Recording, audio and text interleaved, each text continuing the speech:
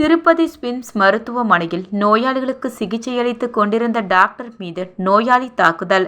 டாக்டர்களுக்கு பாதுகாப்பு அளிக்க கோரி அவசர சேவை பிரிவு முன்பு தர்ணாவில் ஈடுபட்ட டாக்டர்கள்.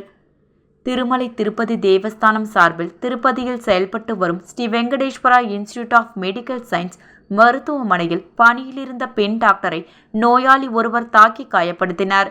இதனால் அனைத்து டாக்டர்களும் தங்களது பணியை புறக்கணித்து அவசர சிகிச்சை பிரிவு முன்பு தர்ணா போராட்டத்தில் ஈடுபட்டனர். இதுகுறித்து டாக்டர்கள் கூறுகையில், ஸ்விம்ஸ் மருத்துவமனையில் அவசர சிகிச்சை பிரிவில் பணிபுரியும் பெண் மருத்துவர் மீது நீரிழிவு மையத்தில் சிகிச்சை பெற்று வந்த நோயாளி ஒருவர் திடீரென ஓடி வந்து டாக்டரின் தலைமுடியை பிடித்திழுத்து அருகிலிருந்த மேஜையில் தள்ளிவிட்டு அடித்தார். இதில் மருத்துவருக்கு தலையில் காயம் ஏற்பட்டு ரத்தம் கொட்டியது. அருகில் இருந்த மருத்துவ பணியாளர்கள் உடனடியாக நோயாளியை பிடித்து டாக்டரை அவரிடமிருந்து மீட்டனர்.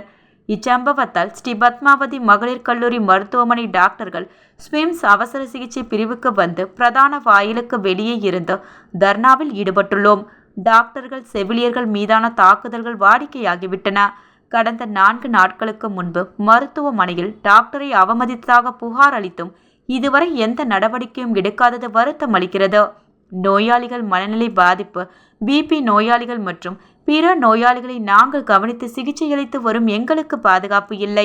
நடவடிக்கை எடுக்காமல் புறக்கணித்தால் தாக்குதல்கள் தொடரும்.